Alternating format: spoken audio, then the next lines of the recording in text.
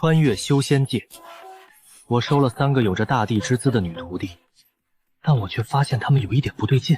好徒儿，你也不想再回去那里任人欺负吧？师傅，你这话我怎么在一个黄色的小画本里面看过？都告诉你少看那些不正经的画本了。哎，这丫头哪儿都好，就是这性格着实让人没招啊。师傅，你没看过怎么知道我是说的什么画本呢？师傅，你身上不会有那种画本吧？让我看看。去，我可是正经人，怎么会看那种东西？一路上听你说了这么多，到现在也不见得你拿出什么仙法出来。你行了拜师礼，我自然会教导你仙法。你拿出来了之后，我自然会拜师。跟了他半天，也没见得御剑飞行什么的，这老小子不会再骗我吧？坏了，不会被他看出来什么了吧？我那便宜师傅刚拜完师没几天就嘎了，我哪来的功法呀？然后你这破系统还得让白凝冰行了拜师礼才送奖励。凝冰，你只要拜我为师，到时候我保准你以后能够正道登仙。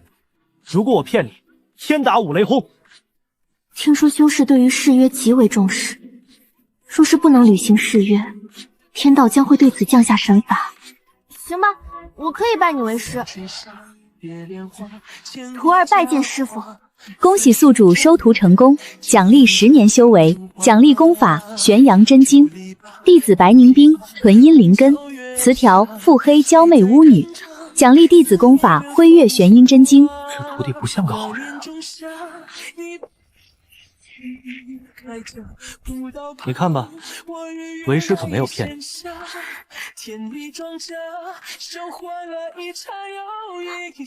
修炼玄阴真经，塑造纯阴之体，修炼者需保持处子之身。这什么破烂功法？还要单身才能修炼？师傅，您怕不是在坑我？这功法您自己敢练吗？系统就送了这么一本，我也没办法呀。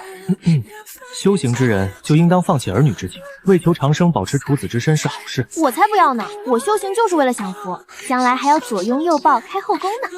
我这是穿越到女频来吗？我都没想过开后宫，这丫头居然还有这种想法。我可不想将来被人叫做老女人。师傅，您还有别的功法吗？给我换一本。去，你当功法是什么破烂，说有就有，何况这功法是最适合你的。我现在算是看明白了，绝对是被这老登骗了。师傅，你最好别骗我，要是将来我真的找不到男人的话，你可要负责。行，你将来要是找不到男人，为师做你男人总行了吧？师傅，一日为师，终身为父，您不会是个鬼父吧？滚！唉，难怪系统给这丫头的词条都是巫女的。没办法了，谁让摊上这么一个不靠谱的师傅？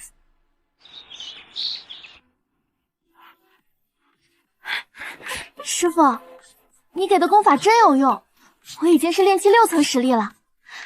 这系统给的功法竟然如此神奇，短短1晚上的时间，居然直接越过断体期，突破到了炼气6层。徒弟白凝冰修为提升到炼气6层，助主修为提升至筑基圆满。徒弟修为提升，自己还能获得反馈，这样自己以后都不用修炼了。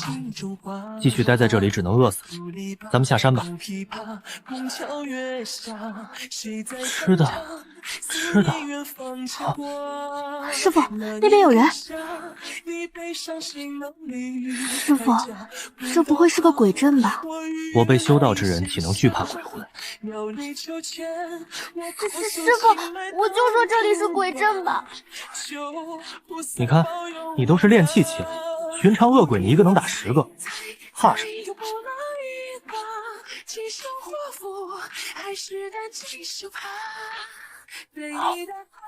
快吃啊！你不饿吗？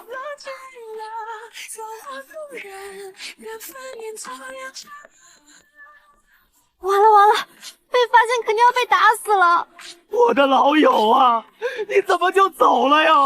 我千里迢迢赶过来，却没能见老友最后一面啊！我的哥哟！这位小兄弟，敢问你可认得家父？这位大哥是孔老爷的孩子吗？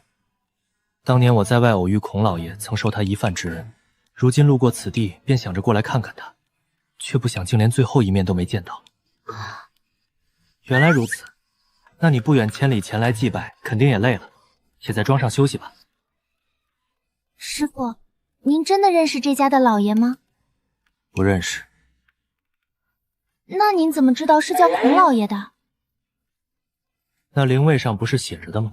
那感情刚才的哭都是假装的，这业务也太熟练了吧！自己这师傅以前究竟是干什么的？这就吃上了吗？事已至此，那就先吃饭吧。他如今已经是炼气巅峰，想要突破筑基，便需要筑基丹。只是要赶回乾阳宗拿筑基丹，也得近半年时间。有了，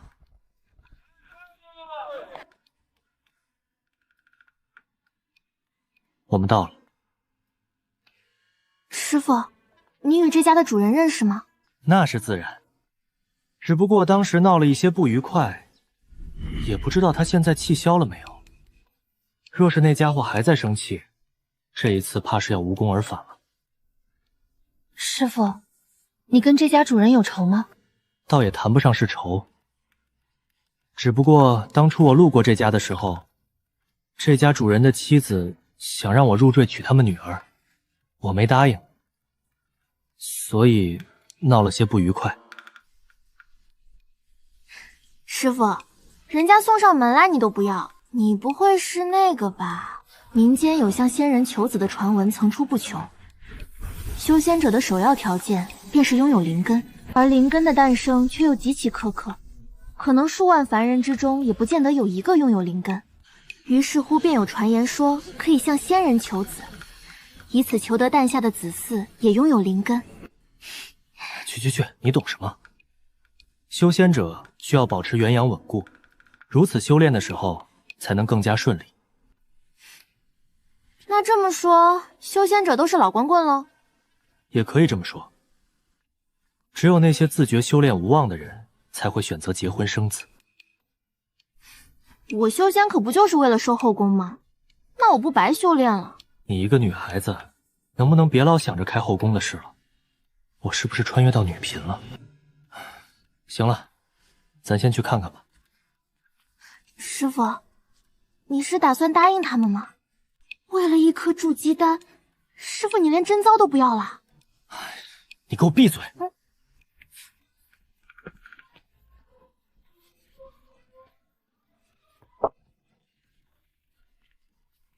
哎呀，原来是秦仙师啊！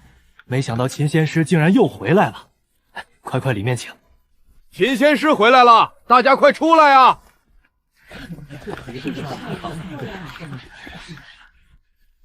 数月不见，秦道友竟然突然到了筑基巅峰，秦道友真乃天才也。来，这边请。李前辈不必多礼。李道友，这位乃是在下新收的弟子，只是我这位徒弟将要突破筑基，无奈我出门在外却没带筑基丹，这才想着向道友借一颗，只要在下回到乾阳宗，必将丹药送来。道友所求，在下倒是可以帮忙，只不过老朽还有一事想要请道友帮忙。果然，这老小子还是要来了，自己终究还是免不了出卖金遭。唉，老朽的后世子弟不争气，到现在不见得一个拥有灵根之人，我不愿见李家没落，想请道友日后在我李家挑选一人收入门下。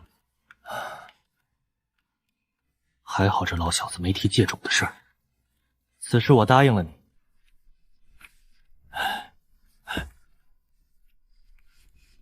将来李家若是有人拥有灵根，道友可让他持此信物去乾阳宗寻我，那就多谢道友了。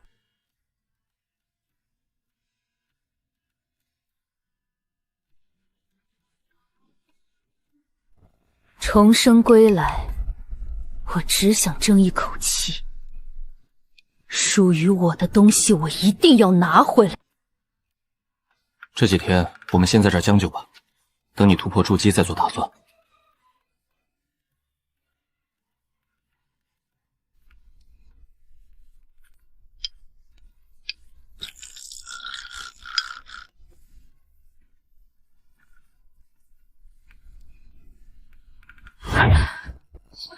不好！阁下既然来了，为何急着走啊？不好，上当了，恐怕他早就发现我了。抱歉，我只是想找个地方休息，没想到你们在这儿，打扰二位了。阁下如此拙劣的谎言，莫非当我是傻子？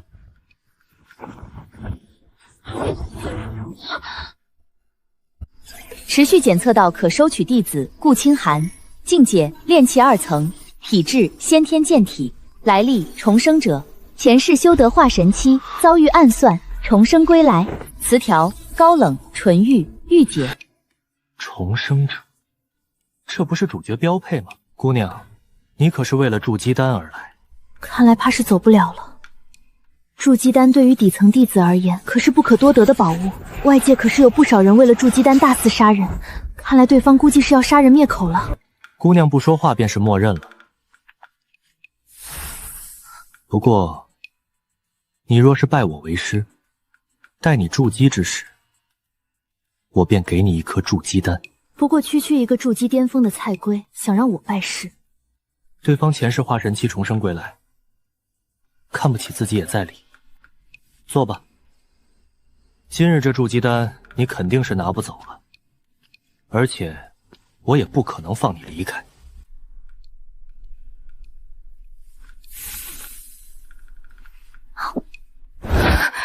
白凝冰，我倒要看看你有什么本事。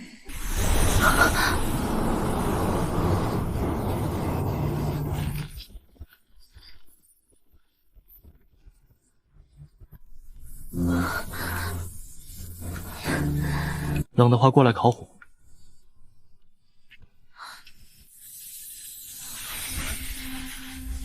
竟然是纯阳之体，两个人竟然都是仙体。纯阳跟纯阴之体是天生地造的一对，两大绝世仙体绝不可能平白无故的聚集在一起。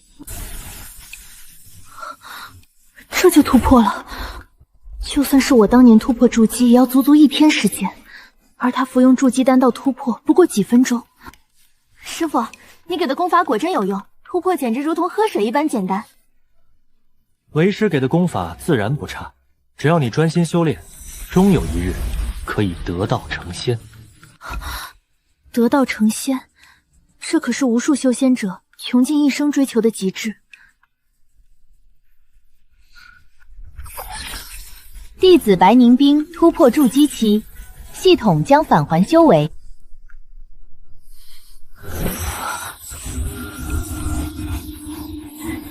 恭喜宿主突破金丹期，施展寒月剑法必须灵气至阴。看来正瑞系统送的功法是徒弟专属的，必须纯阴之体方可用。你现在筑基期可以修炼武学了，这门神通你可以修炼看看，以你的资质或许也能够施展。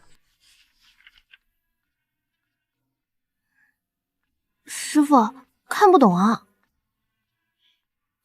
看不懂没关系啊，照着练就行。看不懂我怎么念？你照着读啊。这两个家伙功法都看不懂，究竟是怎么修炼到这个境界的？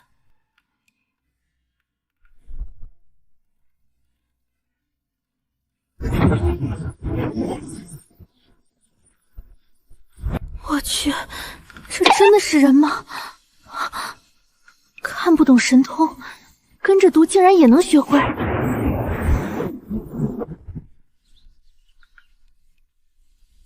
你怎么还没走？计划成功了。我昨晚故意早早睡去，若是到了早上他都没逃走的话，说明顾清寒也有意拜师。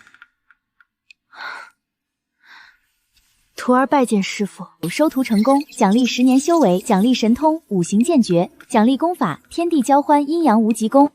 这功法的名字听上去有点不正经啊，但系统奖励的功法都是专门给弟子的，绝对是最适合李青初修炼的功法。你既然拜我为师，这本功法给你。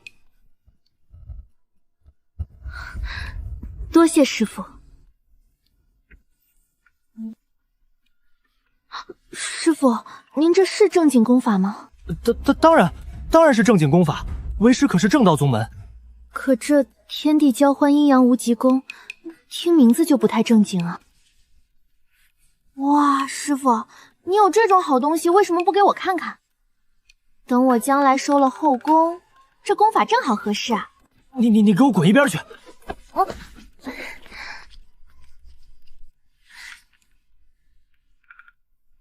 此功法讲究阴阳调和，若是遇见纯阴纯阳之体，与对方双修，则效果翻倍。纯阳纯阴乃是极端体质，无法做到阴阳调和，因此不可修炼此门功法。看来并不是居心不轨。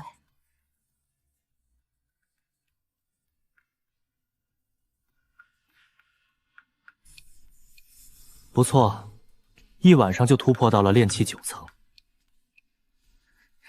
多谢师傅的功法，想来用不了多久，弟子就可以达到炼气大圆满了。不错，你的修行进度很快。这筑基丹该如何是好？也不能再去外界。对了，清寒，你从小在这里长大，可知道这附近哪里有秘境之类的？咱们暂时还没回到宗门，修炼资源这些还需要我们自己去赚取。这附近的秘境，徒儿倒不知道。不过我倒是知道有一个地方藏有重宝，距离此地数百里外有一个小宗门，名青山宗。青山宗后山有一处洞穴，里面则是青山宗宗主的宝库，而那宗主也才金丹期修为。弟子还以为是师傅您想要……坏了，好像说太多了。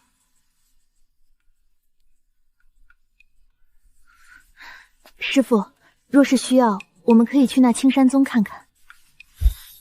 对方宗主也是金丹期，真动其手还真没有把握，毕竟现在自己也没什么攻击手段。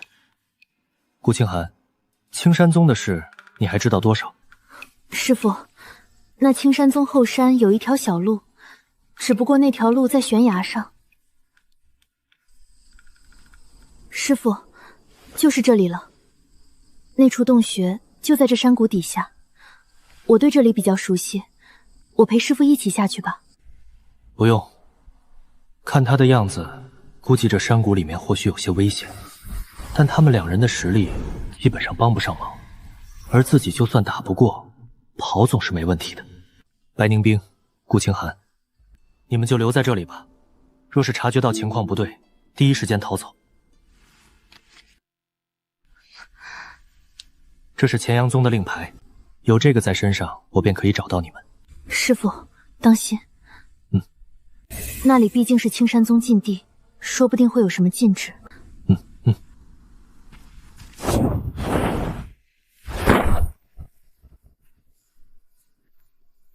那是……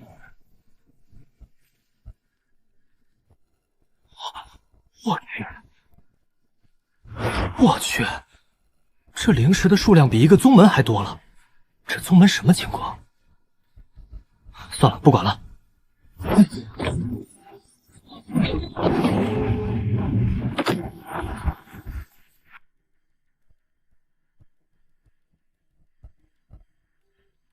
根据清寒所说，这里应该是有一处机关的。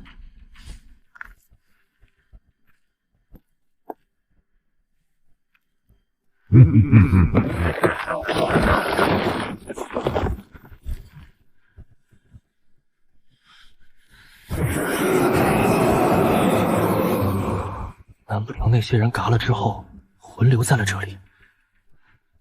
算了算了，怎么走了这么久，却依旧没有看见出口？按照顾清寒所言，这条通道并不长啊。给我阳气！难道是遇到了鬼修？传闻鬼修若是修炼到一定境界，是可以重塑身躯的。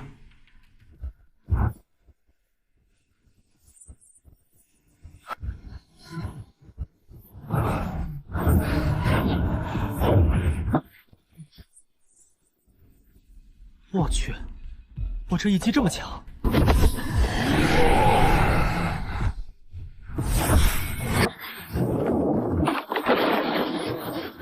我去，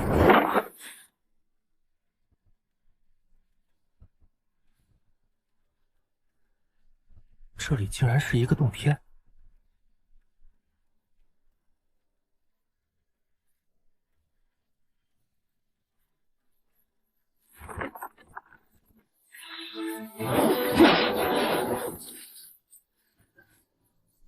我这一击金丹期来了都扛不住，这树竟然没有任何反应。这里就是。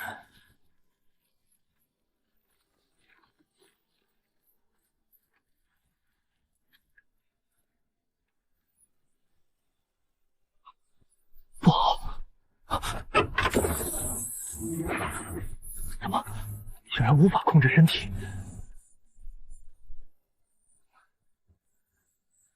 看来只能让他吸收纯阳之力了。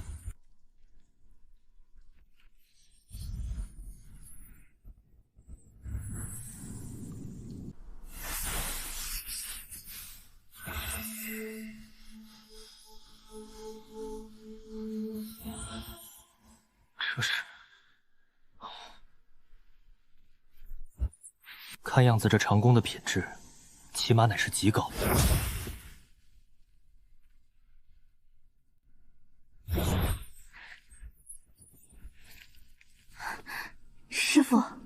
师傅，怎么出来这么久？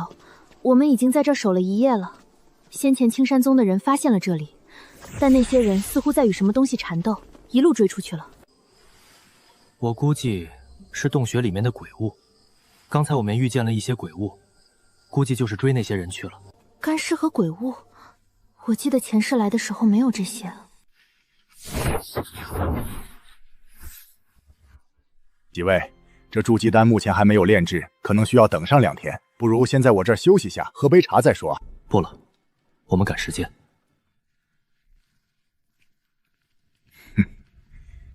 来人，去盯住他们，探探他们的底细。是。师傅，有人跟着我们。知道，是刚才那个炼丹师的人。哼，做这些小把戏。从刚才就偷偷在杯子里面下药。他干嘛要跟着我们？有时候长得好看也是一种罪过。什么？你是说他看上我了？你一个毛头小丫头，都还没发育呢，外这么脸倔，哪来的自信？师傅，你别胡说，我早就开始发育了。滚滚滚！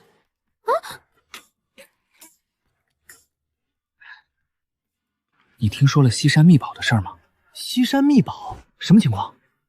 就是前2天，距离清风寨不远的西山，有人发现了一处秘境，据说那里有秘宝出世。师傅，这男的不就是刚才那个老家伙的书童吗？虽然脸不一样，但是气息还是相同的。先不要声张，宁冰啊，这秘宝说不定正是你需要的，想不想去看看？想啊。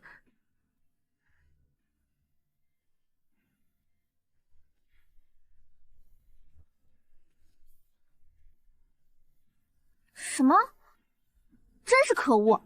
那个家伙看着一脸肾虚的样子，居然也敢觊觎本姑娘的美貌。待会儿我一定要将他打出屎来！宁冰啊，咱能别这么自恋吗？人家也不一定是看上你了。他不是看上我，难不成是看上师傅你啊？那小子是看上你师妹了。师妹，好那肾虚子，竟然如此没有眼光！待会儿我一定要把他打出屎来！几位这是去哪儿啊？我这里正打算为几位炼制筑基丹呢。几位若是走了可不好。小丫头，我看你天资非凡，不妨跟了我，你所需丹药我自会供应。我去，这老小子居然真的是看上了白凝冰，禽兽啊，连小孩子都不放过！师傅，我就说本姑娘姿色无双吧，你还不相信？你这个肾虚货色，也敢说我师傅？看招！师傅，怎么办？我不会啊。还记得剑法口诀吗？念出来。月照寒江霜满天，临时抱佛脚。画本所记，剑法有云：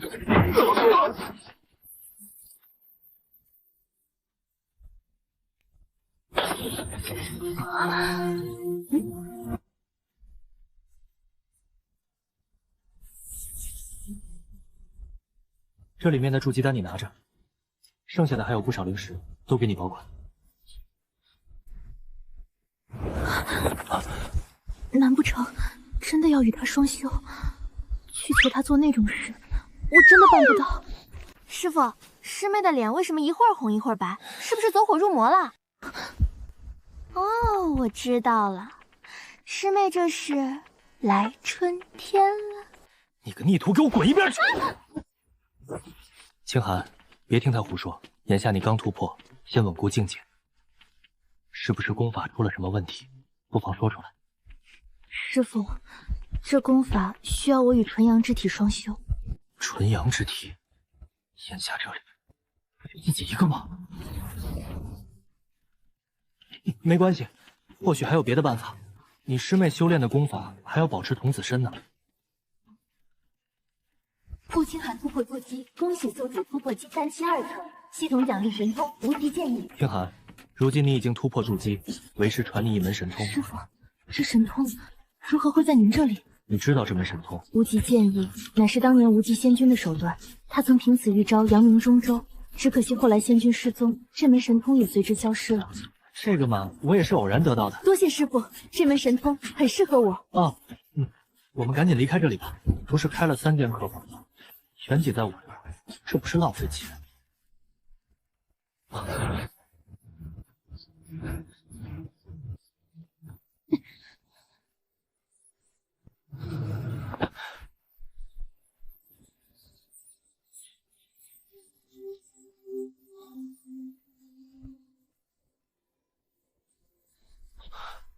好冷，谁往我被子上泼水了？我什么都没看见，师傅您继续，我不打扰你们了，我走了哈。你给我回来！师傅，别杀我灭口啊！你小黄书看什么类型的我都知道，您继续，我保证不会说出去的。胡说什么？你师妹修炼出了岔子，我只是在帮她。嘿嘿，师傅您不用解释，您看看，师妹这不是也挺主动的吗？抱歉，打扰了。你误会了，不是你想的那样。我们师徒，在下只是借贵务地暂时躲避一下，贸然闯入贵地，还请见谅。在下乾阳宗秦阳，敢问阁下所为何事？在下此番外出历练，途经此地，听闻青山宗被鬼修占据，想去查探一番。估计是自己那时候不小心放出来的。兄台可查出了什么？青山宗本是凤阳府一宗门，如今只剩10几名弟子，鬼修修炼艰难，有那等修为的更不可能凭空出现。而且青山宗弟子一旦筑基便下山历练，却再无一人回去。所以我怀疑，那些人根本没下山，而是被用来养尸了。秦兄应该知道石阴宗，石阴宗以养尸修炼，但他们不会残害门下弟子，所以必须处理掉他们，以为正道之名。严兄说的有理，我师徒几人正好路过，不妨同行，也好让徒儿磨练一番。如此甚好，似有人在谈话。那秦兄可否将此房间让给我？我想听听刚才那2个弟子的谈话。无妨。秦兄，都弄清楚了，那2名弟子似乎是去求救的，今日便会回去。跟上。不对劲，他们没有进青山宗，而是绕路了。我担心他们是察觉到了什么。秦兄，咱们恐怕要分头。这便是我们前几天去过的后山。严兄，如今青山宗已被鬼修占据，他们绝不会走山门。兴许是我想多了，那我继续跟上去吧。师傅，咱们也一起吧，对付那几个家伙用不着这么小心。这小丫头哪来的这般自信？咱们还是一起吧，若真有问题，也好多个帮手。宁冰姑娘，你在看什么？严兄别介意，这丫头没见过世面。哎呦我去，这小丫头8成是想把人家收入后宫了。锁灵符，传闻此符乃劫修之物，可锁灵魂，供人食用。这些家伙果然在养尸，而且是邪门养尸术。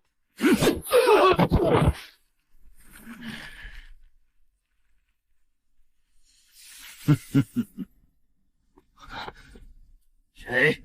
滚出来！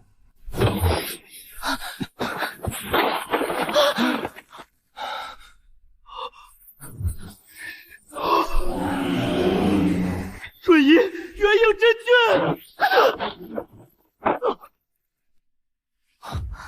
我有道刚才那手段，唯有元婴期方能施展的瞬移神通，该怎么开导？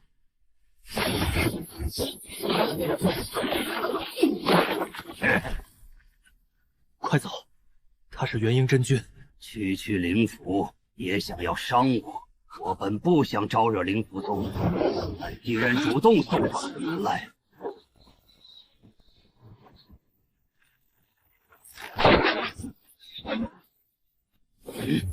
天狼在你手里。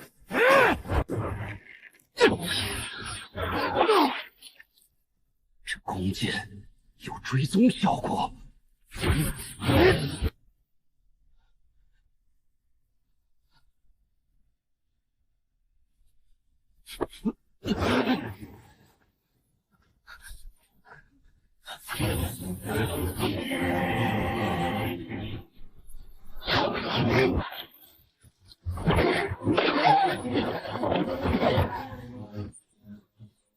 大剑！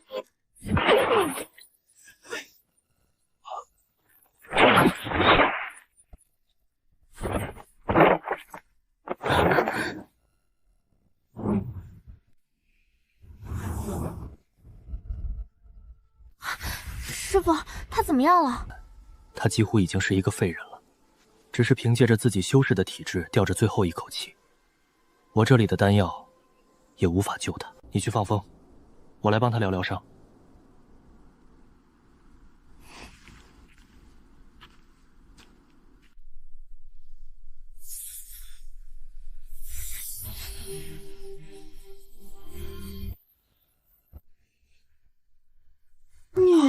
女的，他应该是动用了某种易容的宝物，能让他的样貌也发生了改变。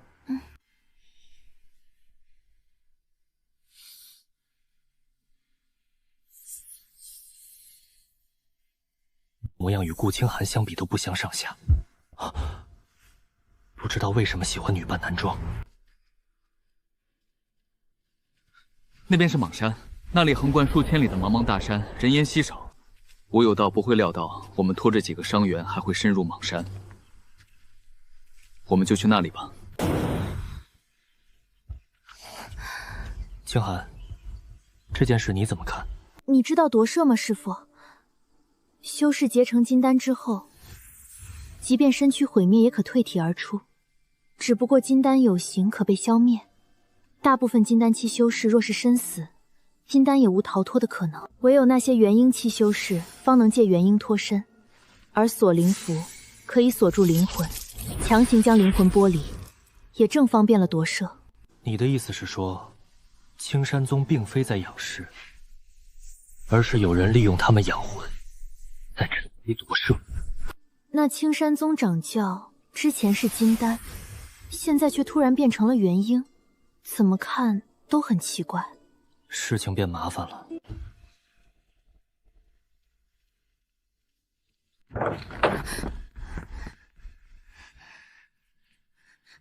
师傅，不好了，我刚才下去买葫芦，撞见鬼了！你这丫头就喜欢这些神神鬼鬼的传说。师傅，是真的，我亲眼看见那个鬼了。你不是去买葫芦吗？怎么在大街上遇见鬼了？对，而且有好多好多，满大街都是。你往外面看看呀！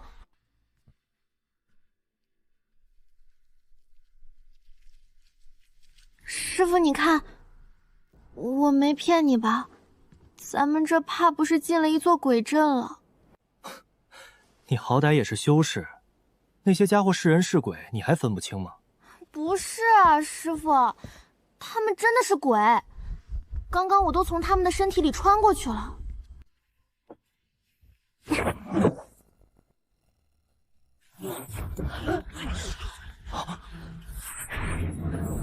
不像是鬼魂啊，可他们也确实没有身躯。去叫你师姐过来。师傅，这是尸阴宗的人在赶尸，他们以养尸修炼，会四处收集无主的尸体或者孤魂野鬼供自己修炼。但他们与那些养尸的邪究不同，他们不会去残害那些有主的尸体。刚才是哪个没教养的乱邮东西？谁在骂我？是我，你瞎了吗？哎呀，有种你出来，本小姐打死你！你乱邮东西，你还有理了？有种你下来！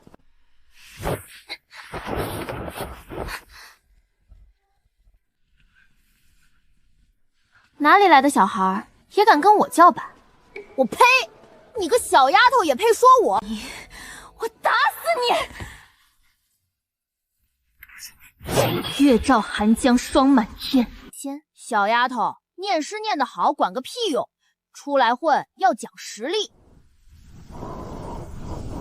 怎么这么冷？坏了，师妹，快出来帮忙！你竟然还有师妹，这是什么破宗门？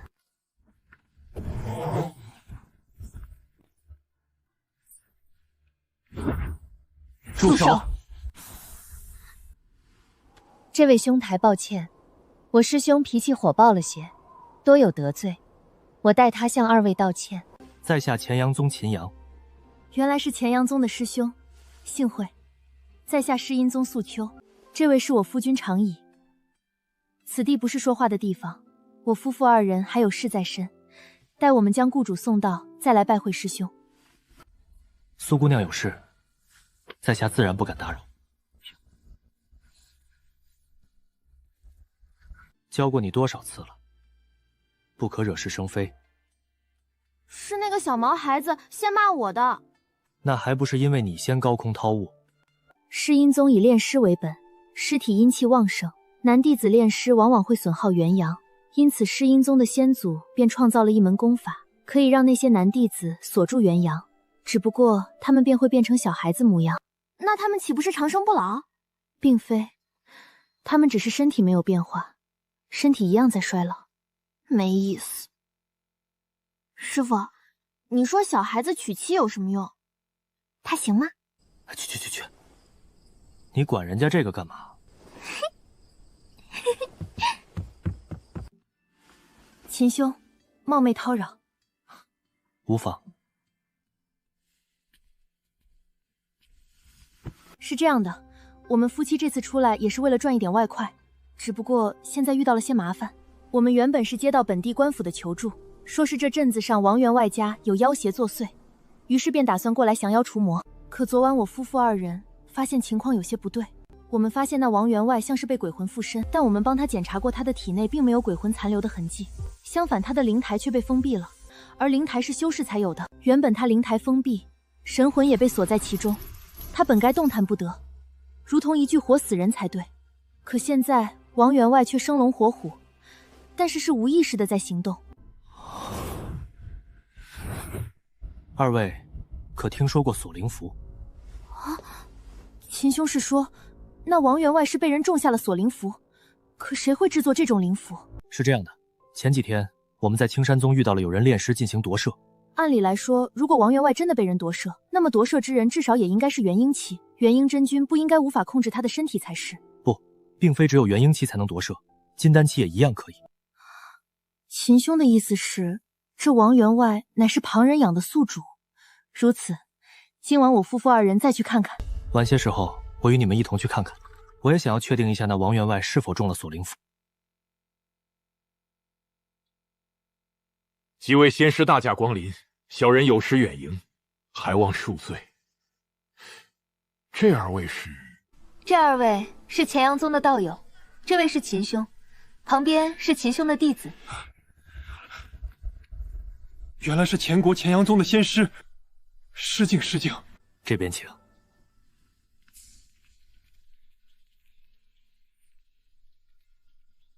师父，这个王文有些不对劲。没事，先静观其变。几位仙师，不知家父的情况要如何处理？你且放心，我等心中已有计划。那几位打算怎么办？我毕竟还未见过王员外，长兄还是先看看情况再说。也对啊，秦兄还没见过王员外，先让秦兄看看再说吧。既然如此，那我带几位过去。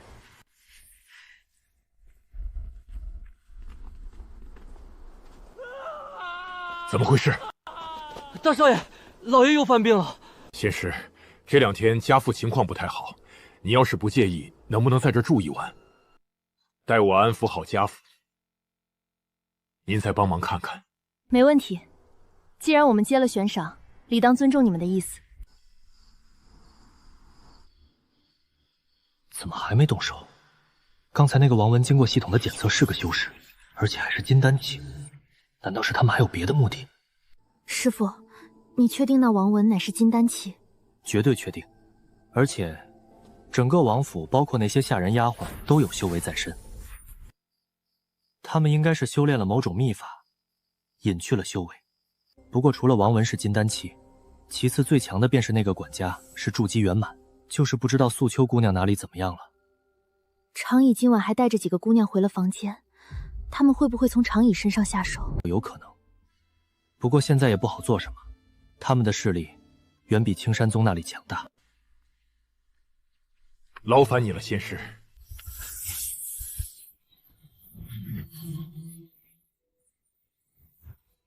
灵台封闭，很像是中了锁灵符，我等需要商议一下。秦兄，是否是锁灵符？素秋姑娘，你可知道如何解除锁灵符？此乃御灵符，此符文可让神魂离体。想要解除锁灵符，便需要以灵魂进入对方体内，摘去他灵台上的符文便好。我夫妇2人修为浅薄，此事恐怕还需要秦兄相助。当然，如果治好了王员外，悬赏依旧归秦兄。师父，神魂离体危险。无妨，既然答应了帮忙，自然要尽力为之。那此事全仰仗几位仙师了。神魂离体对于修士而言，无疑是很危险的。若是有人趁此机会夺取师父的本体，师父几乎毫无反抗之力。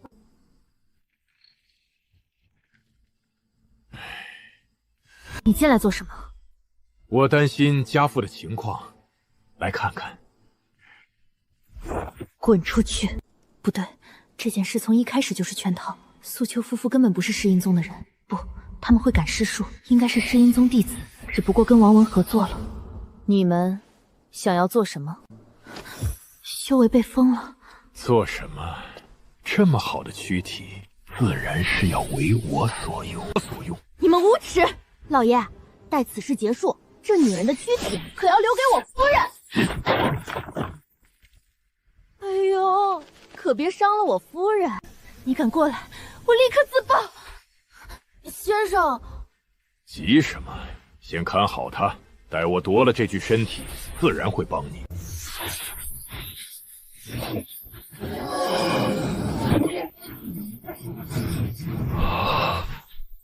纯阳之躯，这一次真是捡到宝了，竟然有如此完美的。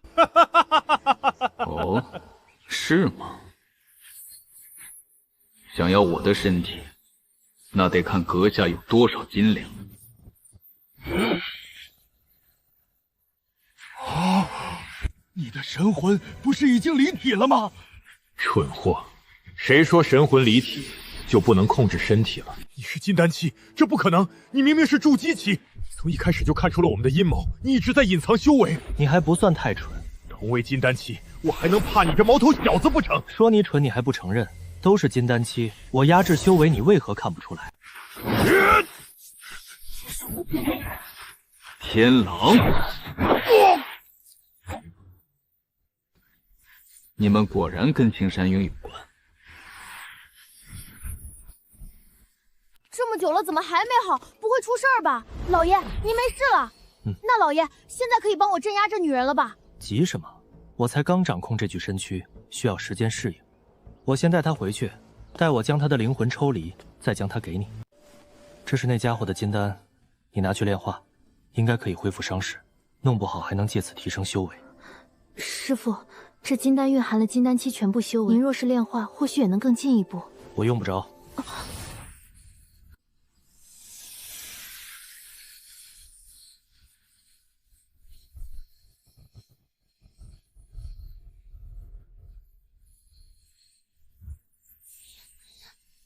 筑基3层，不错。对了，清寒，你懂得搜魂吗？略懂。他脑子里应该还装了不少东西，你来对他搜魂。这家伙认识天蓝宫，我猜他可能跟青山宗有些关系。师傅，钓到大鱼了。这人是青山宗前任宗主，名叫韩干，而吴有道是500年前的宗主。他们2人都知道天蓝宫的秘密。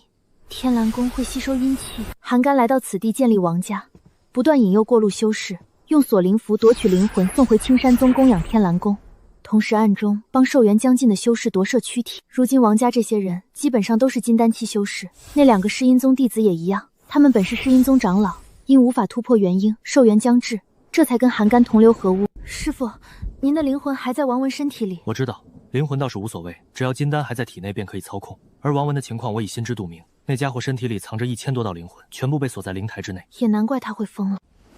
此地不能久留，那吴有道若是反应过来，很可能会来这里探查。我们要尽快离开。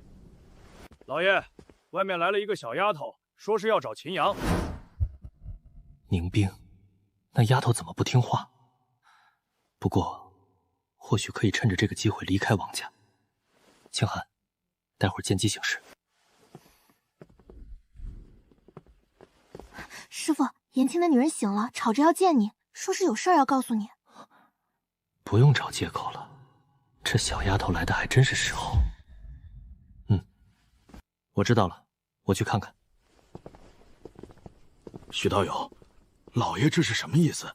眼下老爷还不能暴露，他或许只是过去暂时敷衍那些人，我们先不要惊动他们。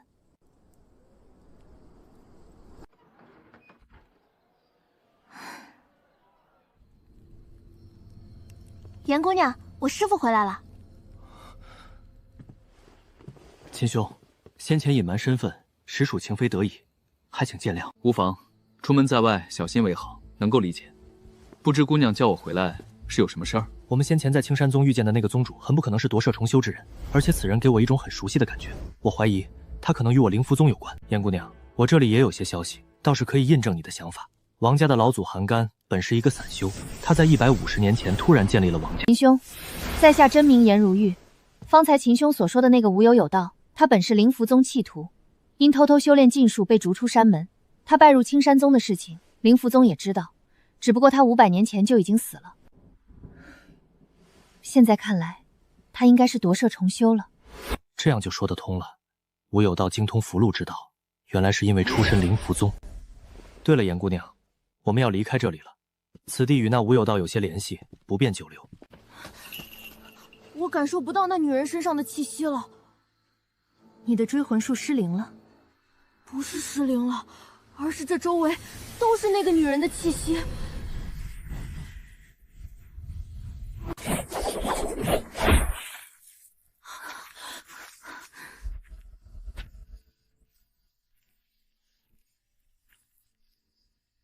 小娘子，你的同伙呢？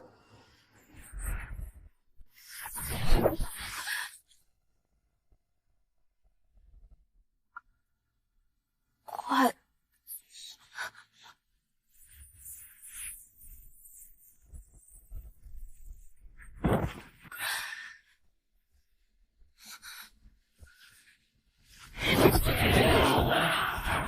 月照寒江霜满天。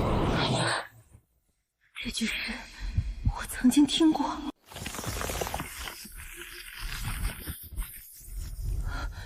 筑基后期的实力，竟然扛不住他们一击。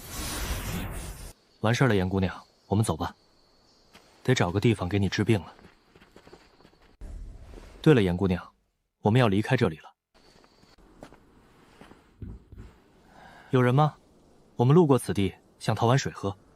你们去别处吧，村里闹妖精，赶紧走。凡人眼里的妖精，自然指的是妖兽。此地乃是莽山深处，有妖兽出没倒也正常。我们是过路的修仙者，敢问是什么妖精？我们或许可以帮忙。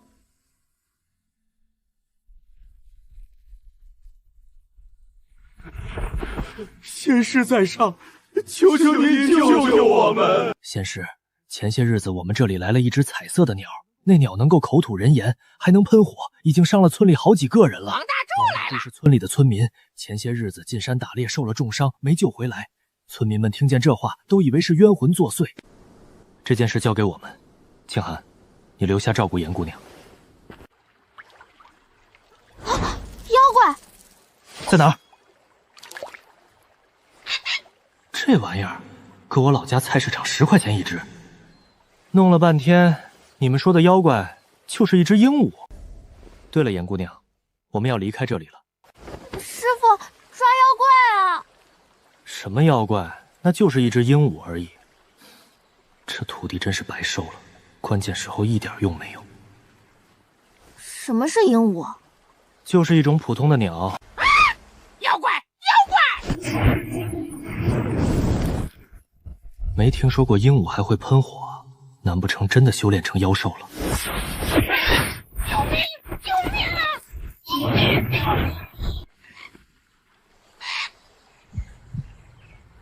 哼！师傅，把这个给我做兽宠吧。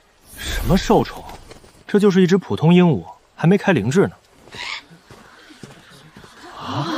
对了，仙师，山里面有个郎中，或许能治这位姑娘的病。只是那小郎中脾气古怪，从来不见人。村里人找他治病，都是将病人放在家门口，被他治好的病人回来，也都不记得他的模样。我们只是听他声音，说话的像个孩子，才称呼他小郎中。仙师要是去找他，得遵守规矩，最好让这位姑娘到了门口就闭上眼睛，不然小郎中不会出来的。治不了，治不了，回去吧。先前就觉得奇怪，鹦鹉生于南国，这边很少见到。那小性格古怪又独自一人住在山上，或许他也是从别处来的，搞不好就是怀疑这只鹦鹉是小郎中养的，所以才带着一起来。现在鹦鹉这一开口，我更加确定了，这鹦鹉认识小郎中。这地方怎么像是失火了？那小郎中不会被烧死了吧？火！好大的火！都死了！都死了！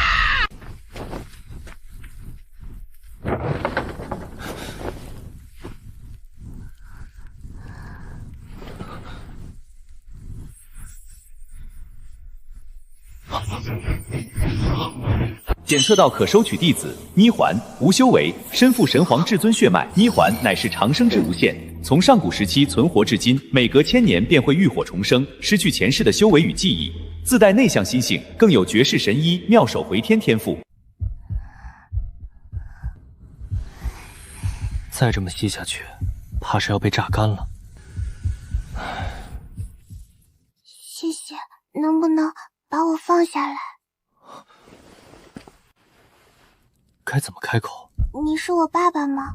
鸟类会将出生后第一个见到的人当作父母，可凤凰血脉也会这样。不对，它每隔1000年浴重生，失去记忆，以前也这样吗？这不正是收徒的好时机，趁机忽悠他拜师，能省去不少麻烦。没错，我就是你爸爸。为什么你是人类？变异了。那妈妈呢？我带你去见她。这回真是不做人了，连小孩子都骗。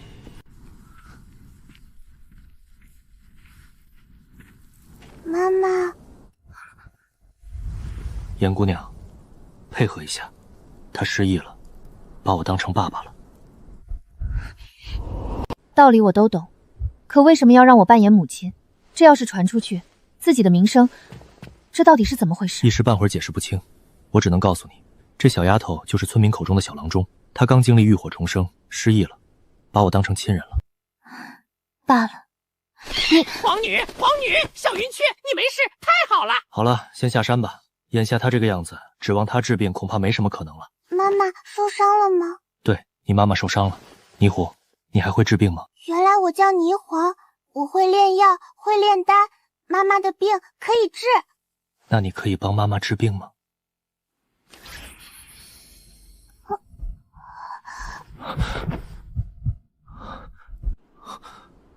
修士一身精元凝聚，失去一滴便是巨大损耗。他尚未修炼，这一滴心血伤及的是本体。严姑娘，这丹药的功效竟如此强。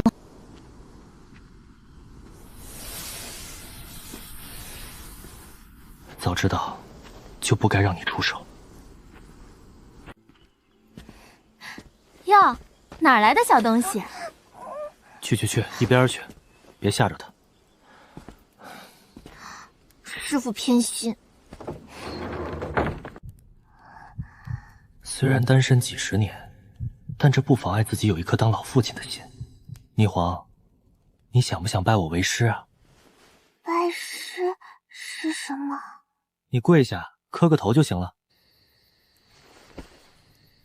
恭喜宿主收徒成功，恭喜宿主获得修为反例，宿主突破金丹4层，恭喜宿主获得凤凰涅槃诀。此功法是凤凰一族传承功法，唯有纯真凤凰血脉方可修炼。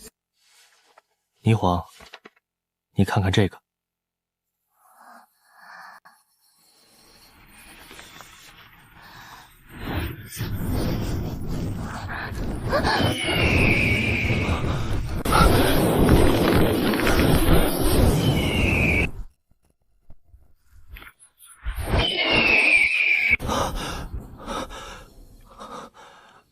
那气息与霓凰一模一样，他仿佛不是这个时代的人，可那眼神竟是满怀深情。恭喜宿主获得修为反例，突破金丹4层中期。什么时候多了个中期？霓凰，以后别叫爸爸了，那叫什么？叫师傅。师傅，真乖，吃了它。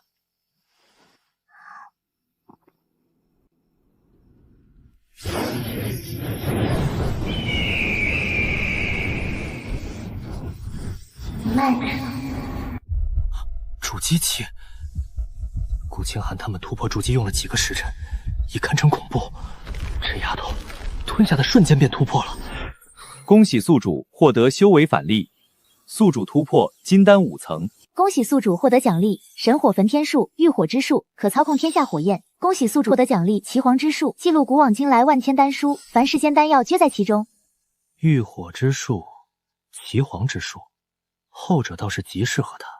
霓凰，师父再送你一份礼物。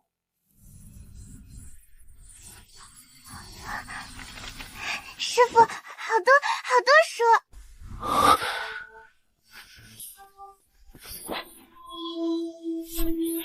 师父，我不怕。